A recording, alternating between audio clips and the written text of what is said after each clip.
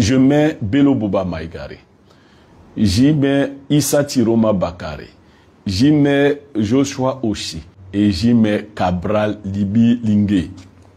Le moins important, Joshua Oshi. Joshua Oshi refuse toute alliance. Toute alliance. Mais comment on peut aller dans une compétition avec pour idée de renverser un régime, dont le régime de M. Paul Biya, en poste depuis 43 ans, et s'interdire de manière radicale toute alliance avec les autres opposants, au motif que, Joshua le dit, eux, ils ont beaucoup travaillé. Ils ont tellement travaillé qu'ils ne veulent pas que quelqu'un d'autre vienne récolter à leur place. Donc, ils refusent les alliances. Non. Ils travaillent pour le régime. C'est son rôle de refuser les alliances pour être de ceux qui vont, quelque temps après, déclarer le candidat Paul Biya élu.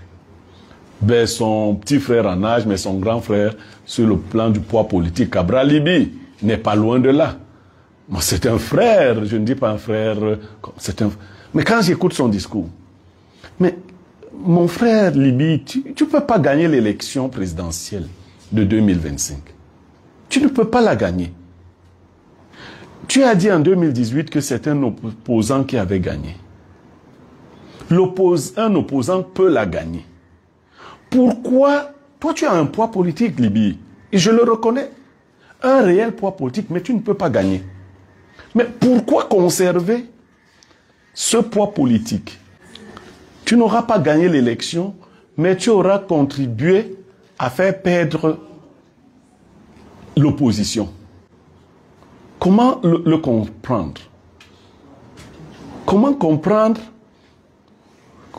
que tu veux à tout prix être candidat, mais candidat pour perdre, candidat pour t'assurer que les voix de l'opposition ont diminué. C'est merveilleux quand même. Si moi j'avais la conviction que Cabral Libi pouvait gagner cette élection présidentielle, je dirais, mettons-nous tous derrière Cabral. Mais non seulement Cabral ne peut pas la gagner, mais encore, s'il venait à être désigné comme candidat consensuel, Cabral n'aurait pas suffisamment d'étoffe pour revendiquer sa victoire. Malheureusement.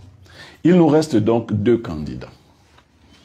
Et je vais les classer de cette façon. Je vais parler d'abord de Bello Bouba Maïgari.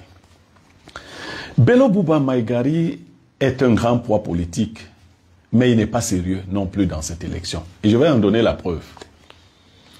Bello Bouba a eu la démission la plus controversée. Jusqu'à présent, la lettre de démission de Bello Bouba n'a pas circulé. On nous a dit qu'il avait démissionné, d'autres disaient qu'il n'avait pas démissionné. On était un peu dans une sorte de labyrinthe, un flou artistique, un clair-obscur. Ensuite, rappelez-vous que c'est poussé par les militants de son parti, lors du dernier congrès, de la grande réunion, que Bello Bouba a décidé enfin de se séparer de la plateforme qui l'unissait au RDPC. Des informations venues de l'intérieur font état de ce que c'est la base militante qui a imposé cette attitude à Bello Bouba. Très ami à Paul Biya, on se dit qu'il est très mal à l'aise. Il a été très mal à l'aise dans cette posture.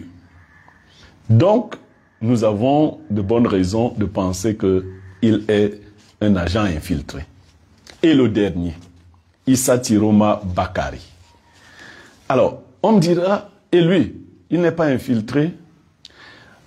Ce que je pense de Issa Tiroma, c'est que c'est un homme entier.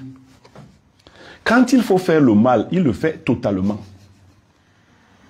Quand il décide aussi de faire le bien, il le fait totalement. C'est-à-dire, c'est l'homme des extrêmes. Personne ne peut s'engager pour le mal ou pour le bien autant que Issa Tiroma.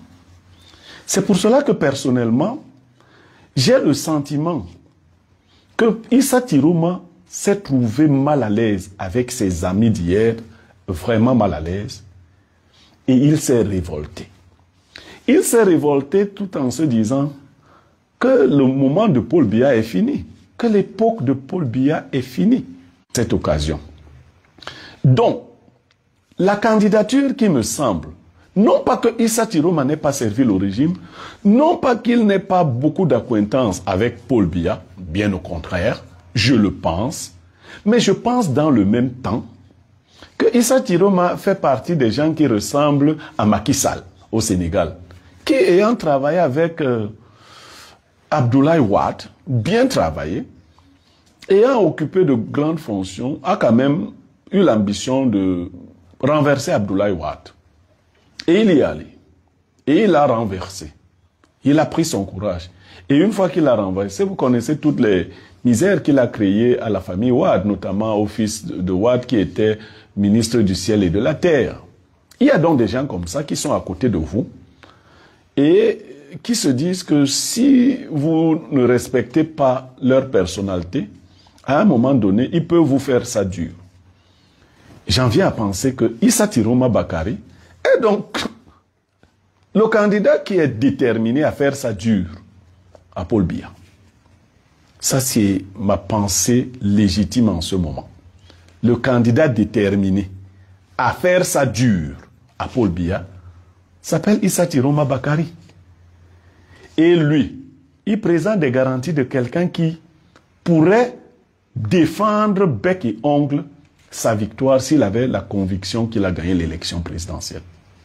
Ce qui n'est pas le cas de quelqu'un de tempérament de Bello Bouba. Bello Bouba est de tempérament très mou.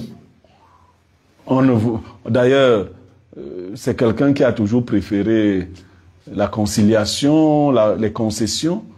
Issa Tiroma est un guerrier. Il est avec vous quand il faut être avec vous. Il charbonne. Mais quand vous l'énervez, il va de l'autre côté.